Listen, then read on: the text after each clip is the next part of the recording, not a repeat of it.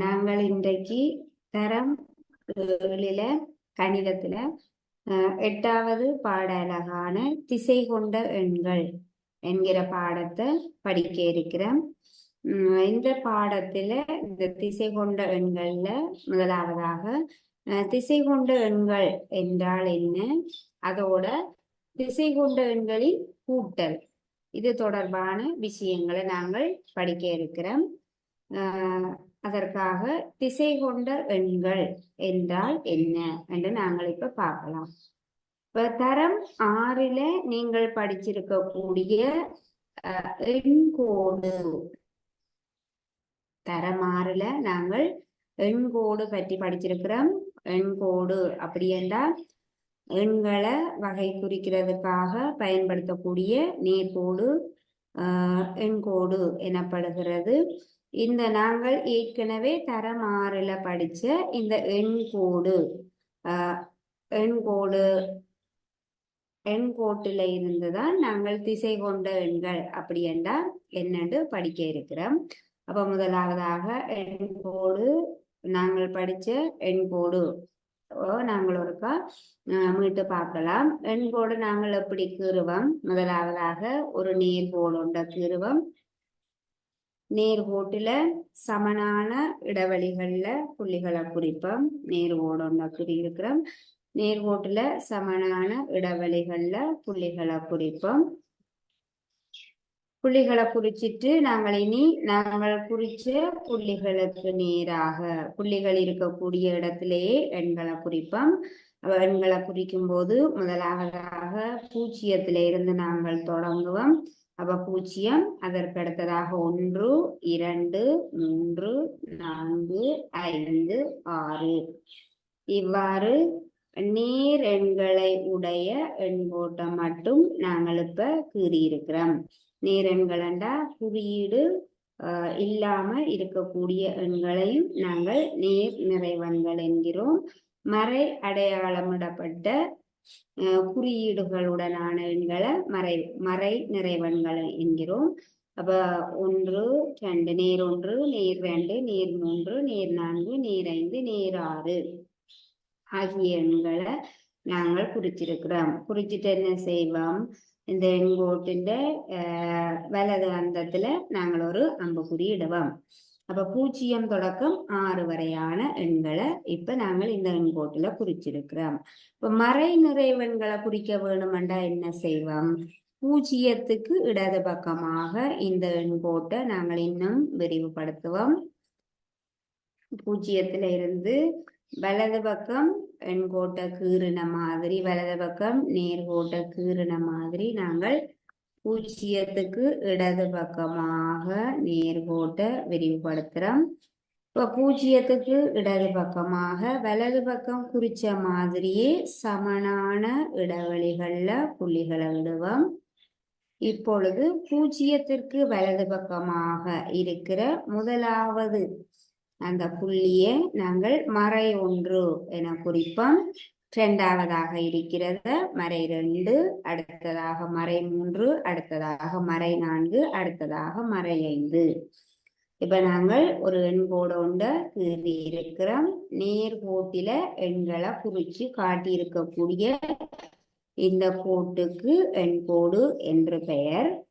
இந்த எண்கோட்டில பாருங்க, மறை 5 இருந்து நேர் 1 வரையான மறை நிறைவன்களும், நேர் 1 இருந்து நேர் 6 வரையான நேர் நிறைவன்களும் காணப்படுகின்றன.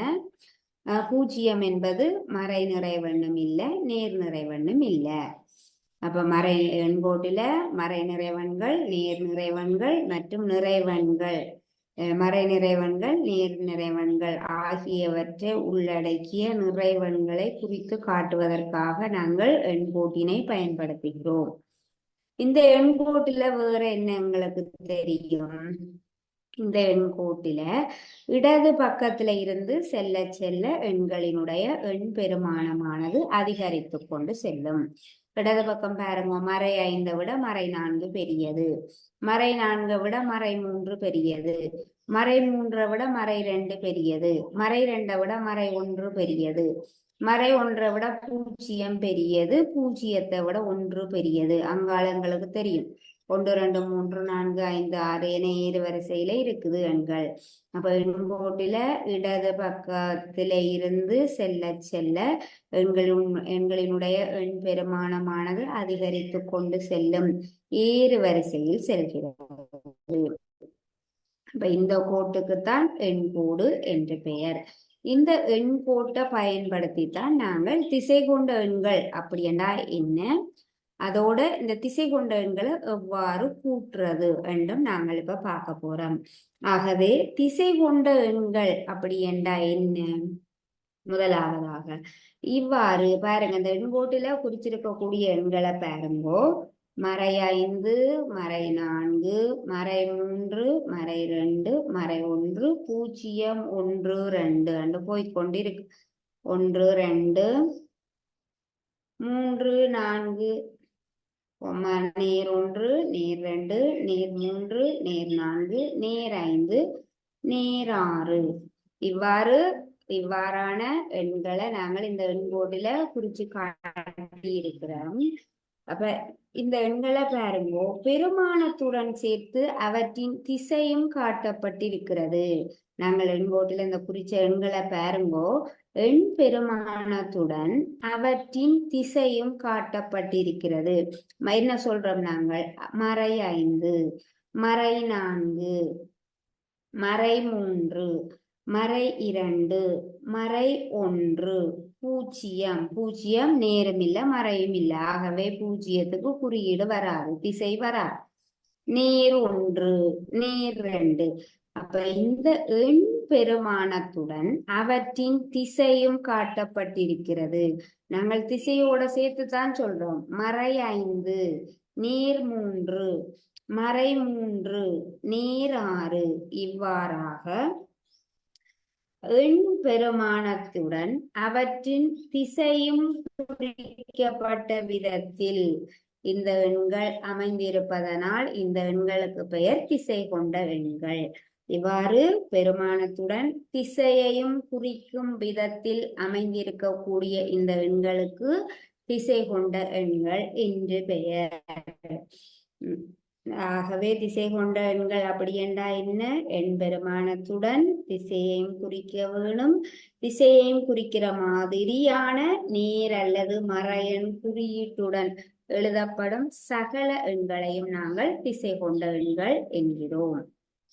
அடுத்ததாக இந்த திசை கொண்ட எண்களின் கூட்டல் பார்க்கலாம். நாங்கள் கூட்டல் படிக்கிறதுக்கு முன்னதாக, திசை கொண்ட எண்களின் கூட்டல் படிக்கிறதுக்கு முன்னதாக நாங்கள் இந்த எண்ணை எவ்வாறு வாசிப்போம்? மறை 6 வாசிப்போம். இந்த எண்ணை எவ்வாறு நாங்கள் வாசிப்போம்? 5 வாசிப்போம்.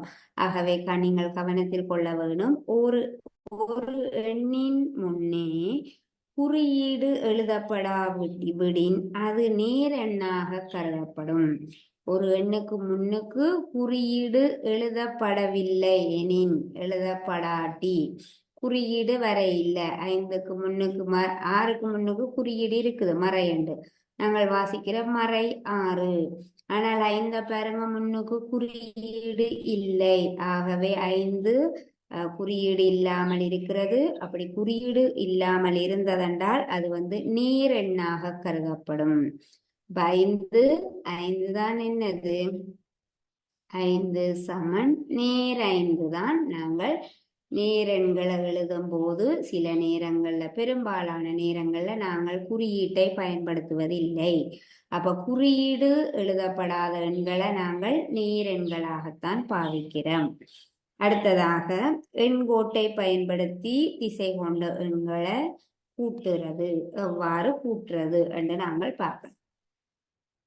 எண்கோட்டை பயன்படுத்தி திசை கொண்ட எண்களின் கூட்டல்.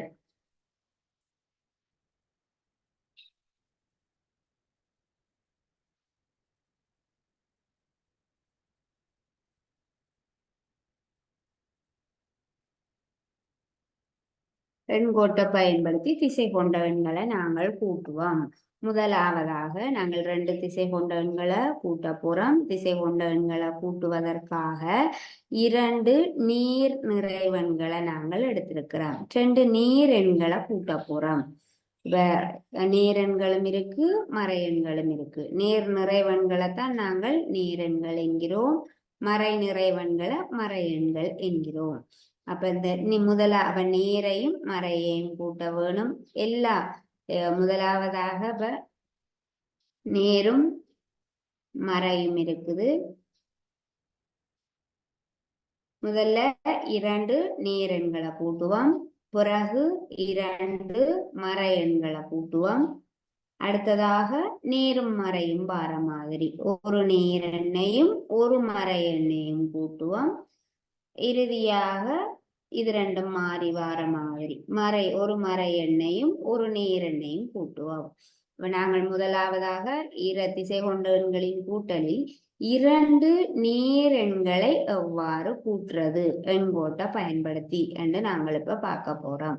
அதற்காக ஒரு உதாரணமாக ஒரு கேள்வி செய்வோம். நேர் 3உடன் நேர் 2னை கூட்ட போறோம். எண்கோட்டை பயன்படுத்தி 2 நேர் எண்களை கூட்ட போறோம்.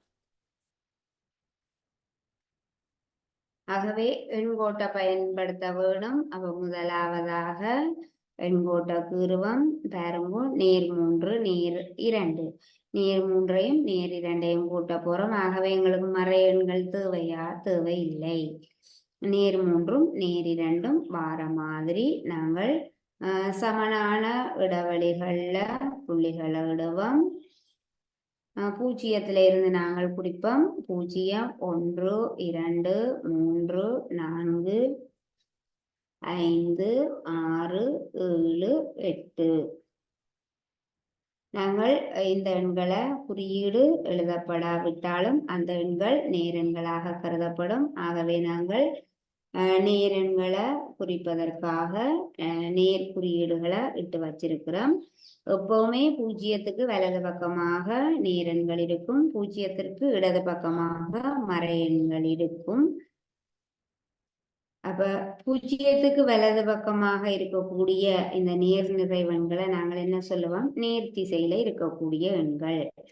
0க்கு இடது பக்கமாக இருக்கக்கூடிய மறை நிறைவெண்களை சொல்லுவோம் மறை திசை. மறை எண்கள் வார திசை மறை திசை, நேரெண்கள் வார திசை நேர் திசை. அப்ப 0க்கு ஒரு எண்ணுக்கு 0ல இருந்து பார்க்கும்போது 0க்கு வலது பக்கமாக நேரெண்கள் நேர் திசையில காணப்படும். 0த்திற்கு இடது பக்கமாக மறை எண்கள் மறை திசையில காணப்படும்.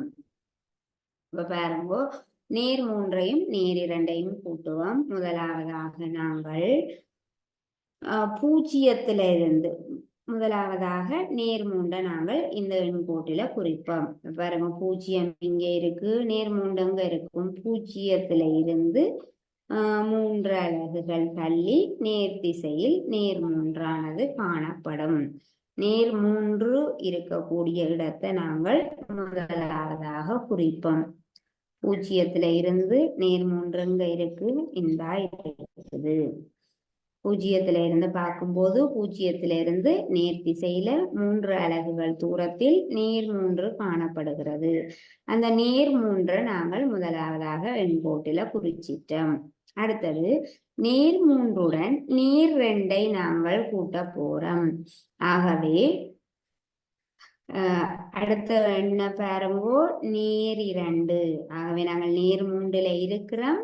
நேர் 2 என்கிறபடியால நேர் திசையிலேயே 3ல இருந்து 2 அலகுகள் தள்ளி நாங்கள் நகர போறோம். அப்ப நேர் திசை ஒரு எண்ணுக்கு நாங்கள் இருக்கிறது நேரெண்கள் பக்கமாக இருக்கிறோம். நேர் திசை என்றா 0க்கு வலது பக்கமாக நேர் திசையில் உள்ள எண்கள் இருக்கும், இடது பக்கமாக மறை திசையில் உள்ள எண்கள் இருக்கும். ஆகவே நாங்கள் இப்ப நேர் 2ஐத்தான் கூட்ட போறோம். ஆகவே நாங்கள் வலப்பக்கமாக நேர் திசையிலேயே 2 அலகுகள் நாங்கள் நகர வேணும். அப்ப இங்க வந்துட்டோம். 3ல இருந்து 4 ஒரு அலகு, 4ல இருந்து 5 இன்னும் ஒரு அலகு. 2 அலகுகள் தூரத்துக்கு நகர்ந்து நாங்கள் எங்க வந்துட்டோம் 5க்கு வந்துட்டோம். அப்ப 0ல இருந்து பாருங்க நாங்கள் எங்க இருக்கிறோம் 5ல இருக்கிறோம். என்ன 5 நீர் 5. ஆகவே இந்த கேள்விக்கு விடை நீர் 5 ஆகும்.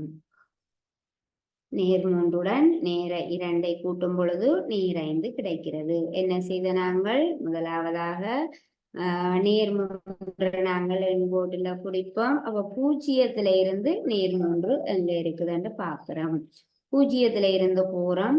இதுல இருக்கு நேர் 3. நேர் 3 கிட்ட நாங்கள் வந்துட்டோம். நேர் 3 குறிச்சிட்டோம் எண்கோட்டுல.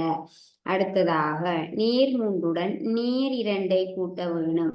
ஆகவே நாங்கள் 2 அலகுகள் நகர வேணும். நேர் திசையிலேயே 2 அலகுகள் நகர வேணும். எண்ணிலிருந்து பார்க்கும்போது வலது பக்கமாக நேர் திசை, இடது பக்கமாக மறை திசை. இங்க இருந்து 2 அலகுகள் நாங்கள் நகர்வோம். நகரும் போது எங்க வந்துட்டோம் 5க்கு வந்துட்டோம். 0ல இருந்து பாருங்க நாங்கள் எங்க இருக்கிறோம் நேர் 5ல இருக்கிறோம். ஆகவே நாங்கள் இறுதியாக நிற்கக்கூடிய இடம்தான் இந்த கேள்வியினுடைய விடையாகும். நேர் 3உடன் நேர் 2ஐ கூட்டும் போது நேர் 5 விடையாக கிடைக்கிறது. இதே போல நாங்கள் இன்னொரு கேள்வி செய்யலாம். அதை நீங்கள் நோட் பண்ணி கொள்ளலாம்.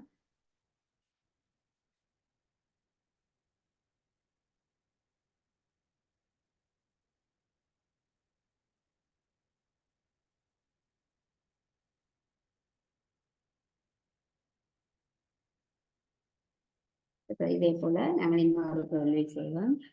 2 திசை கொண்ட எண்களை கூட்டுறோம். அதற்காக 2 நேர் எண்களை கூட்டுறோம். முதலாவதாக நேர் 4உடன் நேர் 3னை கூட்டுவோம். எண்கோட்டை பயன்படுத்தி செய்கிறோம். எண்கோடு வரைகிறதுக்காக நேர்கோடை இருக்கிறோம். நேர்கோட்டில சமனான இடைவெளிகள்ல புள்ளிகளை குறிப்போம். எண்கோட்டின் இறுதியில ஒரு அம்புக்குறி இடுவோம். நேர் எண்கள் 2 நேர் எண்கள் கூட்டப்படுது. ஆகவே எங்களுக்கு மறை பக்கமாக தேவையில்லை. நாங்கள் இருந்தாலும் மறை 1ல இருந்து வருவோம். மறை 1, அடுத்தது 0, நேர் 1, நேர் 2, நேர் 3, நேர் 4, நேர் 5, நேர் 6, நேர் 7, நேர் 8, நேர் 9, நேர் 10 வரையான எண்களை எண்கோட்டில குறிச்சிருக்கிறோம். இனி நாங்கள் முதலாவதாக இருக்கக்கூடிய எண்ணை அவதானிப்போம். நேர் 4. ஆகவே நாங்கள் நேர் 4 எங்க இருக்குதுன்னு பார்ப்போம். இப்போ 0ல இருந்து நேர் 4 எங்க இருக்குதுன்னு கவனிப்போம். 0ல இருந்து நேர் 4 எங்க இருக்கும் நேர் திசையில 0க்கு வலது பக்கமாக 4 அலகுகள் தூரத்தில் நேர் 4 இருக்குது. 0ல இருந்து நேர் 4 இங்க இருக்குது. நேர் 4க்குரிய இடம் இதுவாகும். இனி அடுத்ததாக பாருங்க, நேர் 4உடன் நேர் 3ஐ நாங்கள் கூட்ட வேணும். ஆகவே இரண்டாவதாக இருக்கிற எண்ணை அவதானிப்போம். நேர் 3. இப்ப நாங்கள் செல்ல வேண்டிய திசை நேர் திசை. இரண்டாவதாக இருக்கக்கூடிய எண் என்ன எண் நேர் 3. என்ன திசையை காட்டுது நேர் திசை. ஆகவே நாங்களும் நேர் திசையில செல்ல வேணும். நீங்கள் இருக்கக்கூடிய எண்ணில இருந்து வலது பக்கமாக இருக்கக்கூடிய திசை நேர் திசை ஆகும். 4 இங்க இருக்குதுண்டா 4க்கு வலது பக்கமாக இருக்கக்கூடிய திசை நேர் திசை ஆகும். 4க்கு இடது பக்கமாக இருக்கக்கூடிய திசை மறை திசை ஆகும். ஆகவே நாங்கள் 4லிருந்து 3 அலகுகள் தூரத்தில் நேர் திசையில் நகர வேணும். 1, 2, 3. 1 அலகு, 2 அலகு, 3 அலகு நகர்ந்து எங்க வந்துட்டோம் 7க்கு வந்துட்டோம். ஆகவே நாங்கள் இறுதியாக எங்க நிற்கிறோம் நேர் 7ல நிற்கிறோம். 0ல இருந்து பாருங்க நாங்கள் இருக்கக்கூடிய இடம் நேர் 7 ஆகும். ஆகவே இந்த கேள்விக்குரிய விடை நேர் 7 ஆகும். இதை நீங்கள் நோட் பண்ணி கொள்ளலாம்.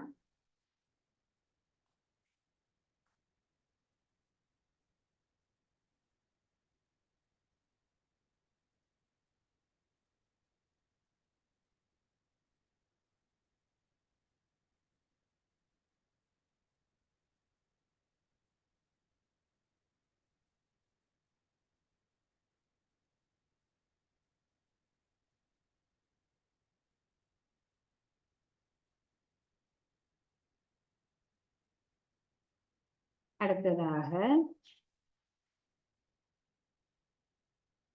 இரண்டு நீர் நிறைவன்களை எவ்வாறு கூட்டுறது எங்களுக்கு தெரிஞ்சிட்டு அடுத்ததாக நாங்கள் பார்க்க போறது இரண்டு மறை எண்களை எவ்வாறு கூட்டுறது. மறை எண்களை கூட்ட போறோம். முதலாவது மறை எண் மறை மூன்றுடன் மறை நான்கு நாங்கள் கூட்ட போறோம். மறை மூன்றுடன் மறை நான்கு கூட்ட போறோம். ரெண்டு திசை கொண்ட எண்களை கூட்டுறோம். எவ்வாறான திசை கொண்ட எண்கள்டா ஒரே மாதிரியான மறை குறிவார மாதிரியான இரண்டு திசை கொண்ட எண்களை நாங்கள் இப்ப கூட்ட போறோம். கூட்டுறதுக்காக எண்கோட்டை கீறுறோம். எண்கோட்டுல சமனான இடைவெளிகள்ல புள்ளிகளை இடுவோம். பாருங்கோ, இரண்டுமே மறை எண்கள். ஆகவே எங்களுக்கு நீரெண்கள் பெரிதாக தேவைப்படாது. அதற்காக நாங்கள் என்ன செய்யறோம், பூஜ்ஜியத்தில இருந்து இடது பக்கமாக எண்களை குறிச்சு கொண்டு வாரோம். அவ பூஜ்ஜியத்துக்கு இடது பக்கமாக மறை எண்கள் வர வேணும். மறை ஒன்று, மறை இரண்டு, மறை மூன்று, மறை நான்கு, மறை ஐந்து, மறை ஆறு, மறை ஏழு, மறை எட்டு, மறை ஒன்பது, மறை 10 வரையான மறை நிறைவன்களை நாங்கள் குறிச்சிருக்கிறோம். இனி என்ன செய்ய போறோம், இரண்டு எண்கள் கூட்டப்படுது. முதலாவது எண்ணை அவதானிக்கிறோம். முதலாவது எண் மறை 3 ஆகும். ஆகவே நாங்கள் எண்கோட்டுல முதலாவதாக மறை 3 குறிக்க போறோம். அப்ப பூஜ்ஜியத்துல இருந்து மறை 3 எங்க இருக்குதுன்ற பாப்போம். பூஜ்ஜியத்தில இருந்து இடது பக்கமாக 3 அலகுகள் நகரும் போது நாங்கள் மறை 3க்கு வருவோம். பூஜ்ஜியத்தில இருந்து மறை 3க்கு வாரம். இடது பக்கமாக 1 2 3 அலகுகள் நகர்வதன் மூலம் நாங்கள் மறை 3க்கு வரலாம். அடுத்தது பாருங்க, மறை 3உடன் மறை 4ஐ கூட்ட வேணும். ஆகவே முதலாவது எண்ணை குறிச்சிட்டோம். மறை 3 இருக்கிற இடத்துக்கு நாங்கள் வந்துட்டோம். அடுத்த இரண்டாவதாக மறை 3உடன் கூட்டப்பட வேண்டிய எண்ணை நாங்கள் அவதானிக்கிறோம். மறை 4. எண்ணினுடைய திசையை பாருங்கோ, மறை திசையில இருக்கு. மறை 4. ஆகவே மறை திசையில இருக்கக்கூடிய எண் மறை திசையில நாங்கள் குறிக்க வேணும் இந்த எண்ணை. ஏனென்றால் இந்த எண்ணின் திசையானது மறை திசையில இருக்கிறபடியா மறை 4 என்று இருக்கிறபடியே நாங்கள் எங்க போக வேணும், மறை திசையிலேயே 4 அலகுகள் நகர வேணும். அப்ப நேர் திசை 3க்கு வந்துட்டோம். மறை 3க்கு வந்துட்டோம். மறை 3ல இருந்து மறை திசை என்றா இடது பக்கமாக இருக்கக்கூடிய திசை. நேர் திசை என்றா மறை 3க்கு வலது பக்கமாக நேர் திசை இருக்கும். மறை 3க்கு இடது பக்கமாக மறை திசை இருக்கும். மறை 4 என்கிறபடியால நாங்கள் மறை திசையில நகர போறோம். 4 அலகுகள் நகர போறோம். மறை 4. மறை திசையில் 4 அலகுகள் நகர வேணும். 1 2 3 4 இங்க வந்துட்டோம். நாங்கள் 4 அலகுகள் 1 2 3 4 4 அலகுகள் நகர்ந்து நாங்கள் மறை 7க்கு வந்துட்டோம். அப்ப நாங்கள் இருக்கக்கூடிய இப்ப இருக்கிற இடம் என்ன, மறை 7. ஆகவே இந்த கேள்விக்கு நாங்கள் இறுதியாக நிற்கக்கூடிய இடம்தான் விடையாகும். ஆகவே நாங்கள் மறை 7 மறை 3ஐயும் மறை 4ஐயும் கூட்டும் பொழுது மறை 7 கிடைக்கிறது என நாங்கள் எழுத வேண்டும். நீங்கள் இதை எழுதிக் கொள்ளலாம்.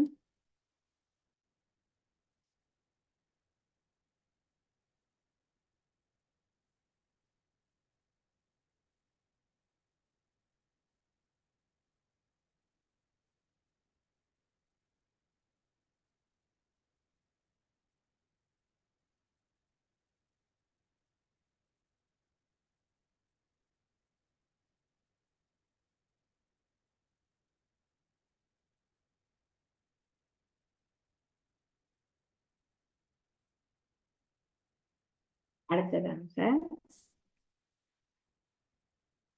மறை எண்கள் வார மாதிரி இன்னும் ஒரு கேள்வி நாங்கள் செய்யலாம். நான்காவதாக மறை ஒன்றுடன் மறை ஆறினை நாங்கள் கூட்ட போறோம். மறை ஒன்றோட மறை ஆறு கூட்ட போறோம். முதல்ல அதற்காக என்ன செய்வோம்? எண்கோட்டை கீறுவோம். எண்கோட்டுல சமனான இடைவெளிகள்ல புள்ளிகளை விடுவோம்.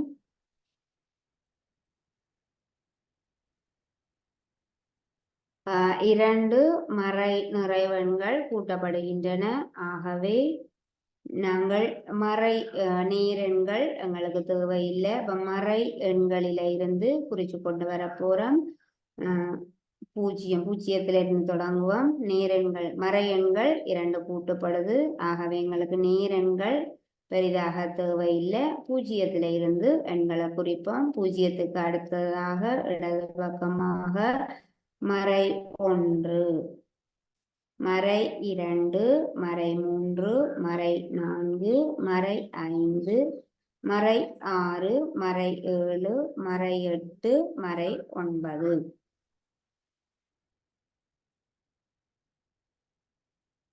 நாங்கள் எண்கோட்டுல எண்களை குறிச்சிருக்கிறோம். அடுத்ததாக முதலாவதாக இருக்கக்கூடிய எண்ணை அவதானிப்போம். முதலாவதாக இருக்கிறது மறை ஒன்று. ஆகவே நாங்கள் இந்த எண்கோட்டுல மறை ஒன்றை குறிச்சு காட்டுவோம். மறை ஒன்று எங்க இருக்கு? இந்த இருக்குது. அப்ப பூஜ்ஜியத்தில இருந்து மறை ஒன்று எங்க இருக்குன்னு பார்ப்போம். பூஜ்ஜியத்திற்கு இடது பக்கமாக மறை திசையில ஒரு அலகு தூரத்துல மறை ஒன்று இருக்குது. அடுத்ததாக மறை ஒன்றோட நாங்கள் மறை ஆற கூட்ட வேணும். ஆகவே இரண்டாவதாக இருக்கக்கூடிய எண்ணை அவதானிப்போம். மறை ஆறு. ஆகவே நாங்கள் செல்ல வேண்டிய திசை மறை திசையில் 6 அலகுகள் தூரமாக நகர வேணும். அவ நகர்வம் 1 2 3 4 5 6. ஆகவே நாங்கள் மறை ஒன்றிலே இருந்து 6 அலகுகள் தூரமாக மறை திசையில நகரும் போது நாங்கள் எங்க வந்துட்டோம்? மறை 7க்கு வந்துட்டோம். இப்ப பூஜ்ஜியத்தில இருந்து நாங்கள் இருக்கிற இடத்தை பாருங்க. எங்க இருக்கிறோம்? நாங்கள் மறை 7ல இருக்கிறோம். அம்புக்குறி எவ்வாறு இடுறது? நாங்கள் போற திசைய காட்டுற மாதிரி அம்புக்குறியிட வேணும். நீங்கள் முதலாவதாக பூஜ்ஜியத்தில இருந்து மறை ஒன்று எங்க இருக்குதுன்னு பாக்குறீங்க. பூஜ்ஜியத்திற்கு இடது பக்கமாக மறை ஒன்று, மறை திசையில ஓரளவு தூரத்துல மறை ஒன்று இருக்குது. ஆகவே பூஜ்ஜியத்துக்கு இடது பக்கமாக மறை ஒன்றை நோக்கி நாங்கள் அம்புக்குறியிட வேணும். அடுத்தது மறை ஒன்றில இருந்து 6 அலகுகள் தூரத்தில நாங்கள் நகர போறோம். நாங்கள் எவ்வாறு நகர்றோம்? மறை திசையில நகர வேணும். ஆகவே நாங்கள் போற திசையை நோக்கினதாக அம்புக்குறி இருக்க வேணும். அதற்கேற்றபடி அம்புக்குறிய போட்டிருக்கிறோம். ஆகவே பூஜ்ஜியத்தில இருந்து மறை 7 அங்க இருக்குன்னு பாருங்க. பூஜ்ஜியத்தில இருந்து மறை 7 இங்க இருக்குது. ஆகவே நாங்கள் இறுதியாக நிற்கக்கூடிய இடம்தான் இந்த கேள்விக்குரிய விடையாகும். விடையாக மறை 7 கிடைக்கிறது. இதையும் நீங்கள் நோட் பண்ணிக்கொள்ளலாம்.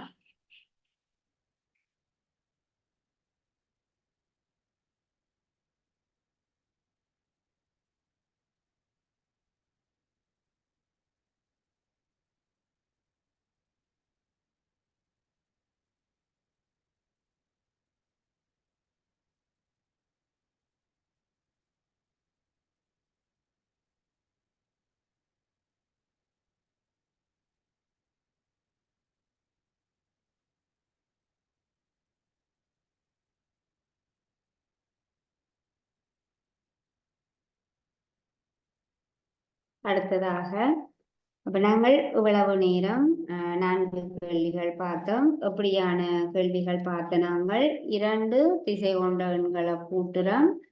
2 திசை கொண்ட எண்களின் குறியும் ஒரே மாதிரி இருக்கிற மாதிரி, ஒரே மாதிரியான குறியீடுகளை கொண்ட இரண்டு திசை கொண்டவன்களின் கூட்டல் நாங்கள் பார்த்தனங்கள். ஒரே மாதிரியான குறியீடுகள். முதலாவது இரண்டு கேள்விகளையும் இரண்டு நேர் நிறைவன்களை கூட்டின நாங்கள். மூன்றாவது நான்காவது கேள்விகள்ல இரண்டு மறை நிறைவன்களை கூட்டின நாங்கள். நாங்கள் அடுத்ததாக பார்க்க போறது ஒரு நேரெண்ணும் ஒரு மறை எண்ணும் வாரமாக இரண்டு வேறுபட்ட குறியீடுகளை கொண்ட திசை கொண்ட எண்களின் கூட்டல். வேறுபட்ட குறியீடுகளை உடைய இரண்டு திசை கொண்ட எண்களின் கூட்டல் நாங்கள் இப்ப பார்க்கலாம். அப்ப அதற்காக நாங்கள் ஒரு நேரெண் எடுத்திருக்கிறோம், ஒரு மறை எண்ணை எடுத்திருக்கிறோம். இரண்டு வேறுபட்ட குறிகளை உடைய திசை கொண்ட எண்களின் கூட்டல். ஒரு நேரெண்ணோட ஒரு மறை எண்ணை கூட்ட போறோம். இவ்வாறான கேள்விகளை எவ்வாறு செய்கிறது என்று நாங்கள் பார்க்கலாம். ஆகவே இந்த இரண்டு திசை கொண்ட எண்களை கூட்டுவதற்காக எண்கோடு கூறுறோம். எண்கோடுல சமனான இடைவெளிகளில் புள்ளிகளை குறிக்கிறோம். எண்கோட்டின் வலதாந்தத்துல அம்புக்குறியிடுவோம். பாருங்கோ, நீர் 6 இருக்குது, மறை 4 இருக்குது. அப்ப நாங்கள் முதலாவதாக நீர் 6 குறிப்போம். அப்ப எங்களுக்கு நீரிலையும் 6 அலகுகள் தூரம் வரையான எண்கள் எங்களுக்கு தேவைப்படும். அதே நேரம் அங்கால மறை 4 இருக்குது. ஆகவே நாங்கள் என்ன செய்வோம், நேரெண்களும் மறையெண்கள் அதிகம் தேவையில்லை. நேரெண்களும் மறையெண்களும் வார மாதிரி நீங்கள் கணக்கு செய்து முடிய உங்களுக்கு தெரியும் என்ன எண்கள் தேவைப்படும். அதற்கு ஏற்ற மாதிரி நாங்கள் எண்கோட்டை குறித்து கொள்ளுவோம். இவ்வாறான எண்களை கூட்டும் போதும் எங்களுக்கு நேரெண் பெரிய இருக்கக்கூடிய அந்த இரண்டு வேறுபட்ட குறியீடுகள்ல பெரிய எண் நேரெண்ணாக இருந்தால் எங்களுக்கு நீரெண்கள் தான் இதுவரையான அளவுக்கு தேவைப்படும். மறையெண்கள் பெருசாக தேவைப்படாது. அந்த முதலாவதாக இருக்கக்கூடிய எண்ணின் பருமனை வச்சு கொண்டு நாங்கள் எண்கோட்டில எண்களை குறிக்கலாம். ஆகவே நாங்கள் என்ன செய்வோம், நீரில 8 வரையான எண்களை குறிச்சு கொள்ளுவோம். ஆகவே நாங்கள் இங்கிருந்து வருவோம். மறை 2 நாங்கள் குறிச்சு கொண்டு போவோம். மறை 2, மறை 1 0 1 2 நேர் 1 நேர் 2 நேர் 3 நேர் 4 நேர் 5 நேர் 6 நேர் 7 நேர் 8. அடுத்ததாக இந்த இரண்டு எண்களை கூட்டுவதற்காக முதலாவது எண்ணை அவதானிப்போம், நீர் 6. ஆகவே நேர் 6 பூஜ்ஜியத்துல இருந்து எங்க இருக்குதுன்னு பார்ப்போம். பூஜ்ஜியத்துல இருந்து நேர் 6க்கு நாங்கள் செல்வோம். பூஜ்ஜியத்துல இருந்து நேர் 6க்கு வந்துட்டோம். நேர் 6 பூர திசையில தான் அம்புக்குறி இருக்க வேணும். அம்புக்குறியின் அந்த கூர்முனையானது நாங்கள் பூர திசையை குறிக்க வேணும். அப்ப நேர் 6க்கு வந்துட்டோம். அடுத்தது பாருங்கோ, அடுத்த எண்ணை நாங்கள் அவதானிப்போம். முதலாவது நேர் 6 இருக்குது. ஆகவே பூஜ்ஜியத்துல இருந்து நேர் 6க்கு வந்துட்டோம். வளமையா நாங்கள் செய்யற மாதிரி தான் நேர் 6க்கு வந்துட்டோம். அடுத்ததாக இரண்டாவதாக இருக்கக்கூடிய எண்ணை அவதானிக்கிறோம். இரண்டாவது திசை கொண்ட எண்ணை அவதானிப்போம், மறை 4. ஆகவே நாங்கள் என்ன திசையில செல்ல வேணும், மறை திசையில செல்ல வேணும்.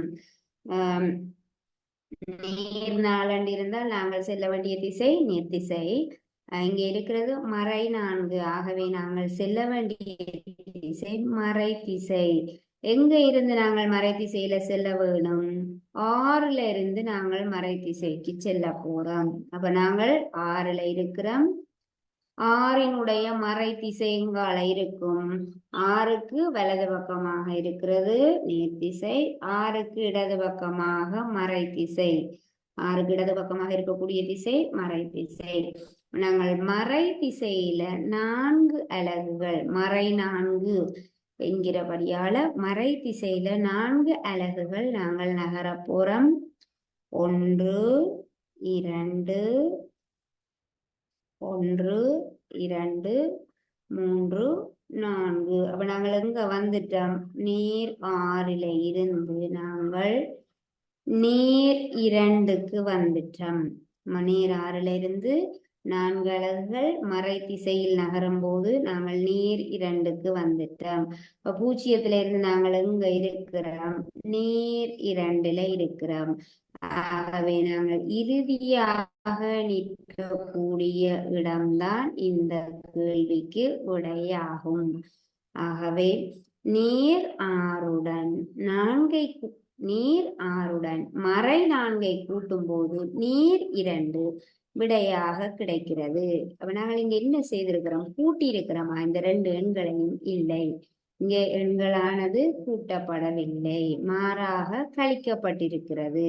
ஏற்கனவே செய்த 4 கேள்விகளையும் நாங்கள் 4 முறையிலையும் கூட்டத்தான் செய்த நாங்கள். ஏனென்றா அங்க ஒரே மாதிரியான திசைகளை கொண்ட எண்கள் வந்தது. ஒரே குறியீடுகளுடனான எண்களை நாங்கள் கூட்டும் பொழுது நாங்கள் அவற்றை கூட்டினோம். ஆனால் நாங்கள் இங்க குறியீடுகள் வேறு வேறாயிருக்குது, நாங்கள் கூட்டவில்லை, கழிச்சிருக்கிறோம். எண்கோட்டை பயன்படுத்தி கூட்டும் பொழுது நேர் 2 கிடைக்கிறது. ஆனால் நேர் 2 6உடன் 4 கூட்டினீங்கன்னா 2 வராது. ஆனால் நாங்கள் என்ன செய்திருக்கிறோம்? இங்க கழிச்சிருக்கிறோம். நாங்கள் இறுதியாக அதை என்னென்று பார்க்கலாம். ஆகவே எண்கோட்டை பயன்படுத்தி கூட்டும் பொழுது முதலாவது திசை கொண்ட எண் இருக்கிற இடத்தை குறிப்போம். அடுத்ததாக 2வது திசை கொண்ட எண்ணை அவதானிப்போம். என்ன திசையில இருக்குன்னு பார்ப்போம். மறை 4. ஆகவே நாங்கள் மறை திசையில 4 அலகுகள் தூரத்துல வாரம். நாங்கள் இறுதியாக நிற்பது நீர் 2. ஆகவே இந்த கேள்விக்கு விடை நீர் 2 ஆகும். நீங்கள் எழுதிக் கொள்ளலாம்.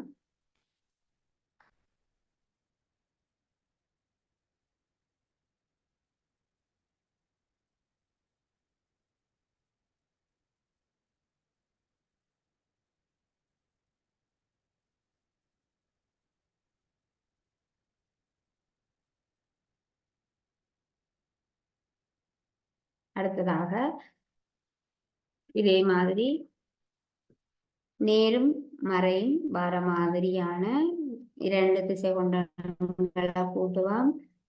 நேர் 3 மறை 5.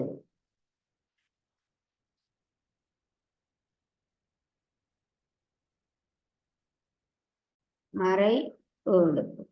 நேர் 3உடன் நாங்கள் மறை 7 கூட்டுறோம். என்ன செய்வோம்? நேர்கோட்டை கூறுவோம். சமனான இடைவெளிகள்ல புள்ளிகளை குறிப்போம். அடுத்ததாக எண்களை குறிக்க போறோம். முதலாவதாக நீர் 3 0லிருந்து நாங்கள் 3க்கு போறபடியால 3 வர தேவை. அடுத்ததாக 3க்கு இடப்பக்கமாகவும் எண்கள் வார மாதிரியும் வலது பக்கமாகவும் எண்கள் வார மாதிரி நாங்கள் எண்கோட்டுல எண்களை குறிப்போம். இங்க இருந்து குறிச்சு கொண்டு வருவோம். நேர் 4, நேர் 3, நேர் 2, நேர் 1, 0, மறை 1, மறை 2, மறை 3, மறை 4, மறை 5, மறை 6. இந்த கேள்வியில எங்களுக்கு மறை எண்கள் தேவைப்படும். ஏனென்றா 2ம் வேற வேற குறிகள். ஆகவே நாங்கள் கூட்ட மாட்டோம்.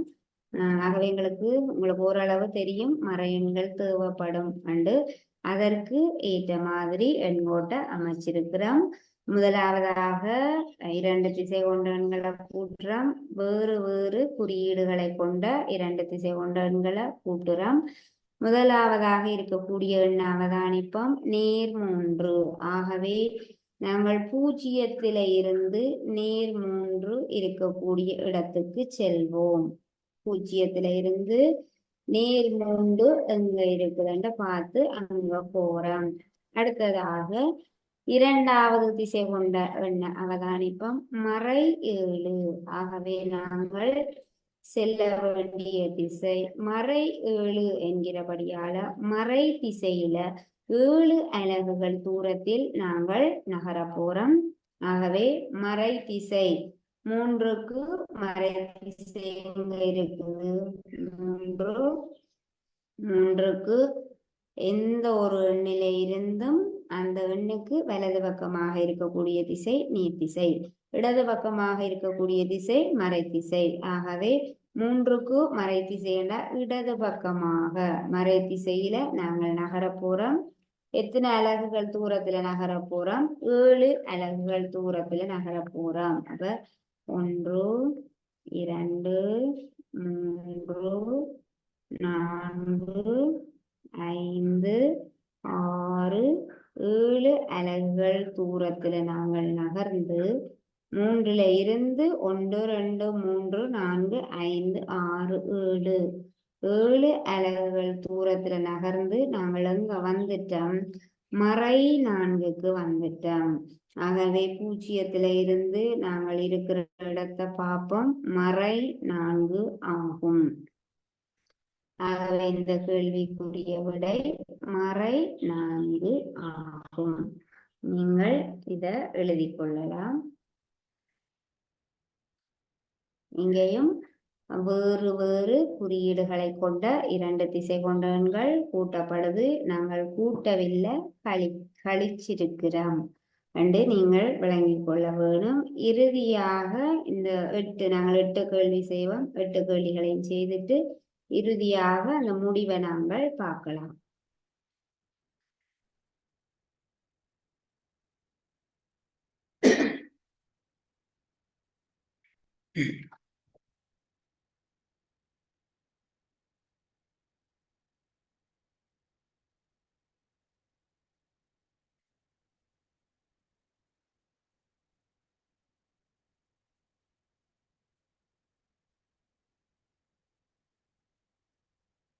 அடுத்ததாக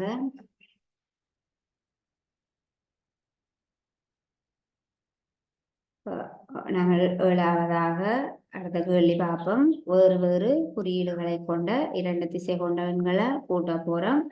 முதலாவதாக மறையெண் பார மாதிரி, முதலாவதாக மறையெண், அடுத்ததாக நேரெண் பார மாதிரி. மறை 2 உடன் நேர் 5 கூட்ட போறோம். 2 திசை கொண்ட எண்களை கூட்ட போறோம். இரண்டினுடைய குறியீடுகளும் வேறு வேறு. முதலாவதாக மறை எண்ணும் அடுத்ததாக நேரெண்ணும் வாரமாக. ஏற்கனவே நாங்கள் செய்த கேள்விக்கு முதலாவதாக நேரெண்ணும் அடுத்ததாக மறை எண்ணும் வந்திருந்தது. இந்த கேள்வி முதலாவதாக மறை எண்ணும் அடுத்ததாக நேரெண்ணும் வார மாதிரியான கேள்வி. எண்கோட்ட கீறுவம், நேர்கோடு கூறி சமனான இடைவெளிகள்ல புள்ளிகளை குறிப்போம். முதலாவதாக மறை 2 இருக்குது. ஆகவே எங்களுக்கு மறை பக்கமாக மறை 2 விட கொஞ்சம் சற்று மேலதிகமாக 2 எண்கள் கூட வர மாதிரி நாங்கள் எண்கோட்டுல குறிப்போம். ஆகவே நாங்கள் நேர் 5ல இருந்து வருவோம். நேர் 5 இறங்கு வரிசையில வாரம்.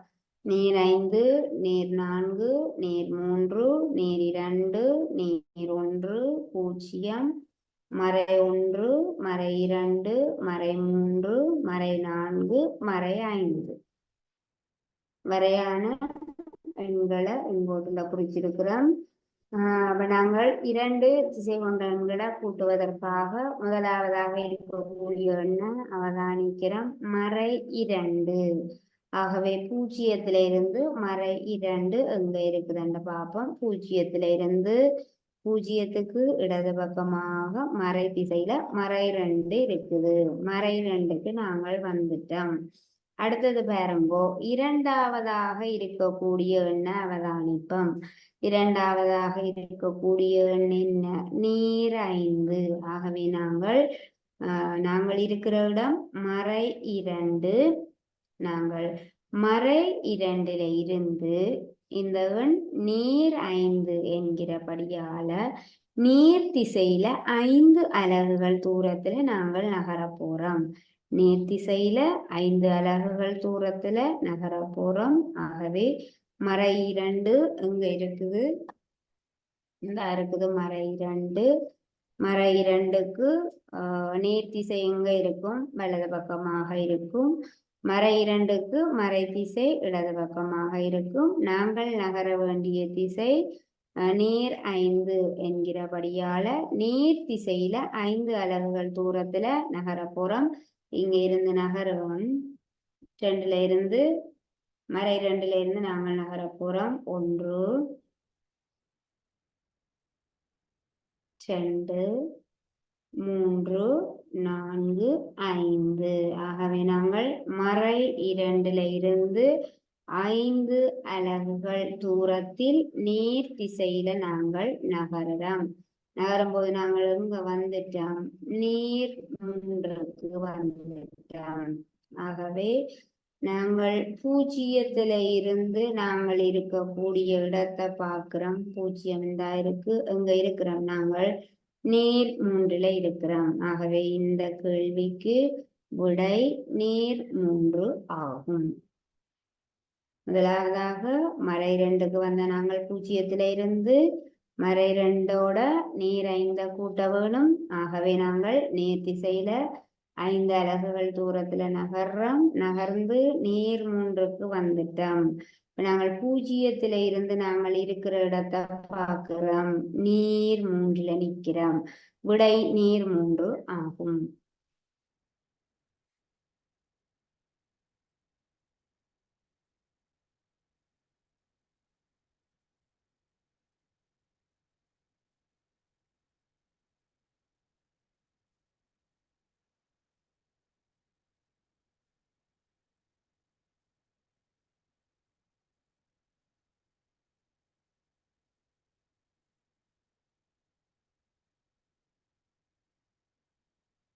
ஆகவே பிள்ளைகள், நாங்கள் இன்றைக்கு திசை கொண்ட எண்கள் தொடர்பாக திசை கொண்ட எண்களின் கூட்டலை எண்கோட்டை பயன்படுத்தி எவ்வாறு செய்கிறது என்பது தொடர்பாக பார்த்த நாங்கள் இதனுடைய முடிவுகளை அடுத்த வகுப்புல பார்க்கலாம். ஆகவே நாங்கள் இன்றைக்கு இதோட வகுப்பை நிறைவு செய்து கொள்ளலாம். மீண்டும் அடுத்த வகுப்புல சந்திப்போம். தேங்க்யூ பிள்ளைகள்.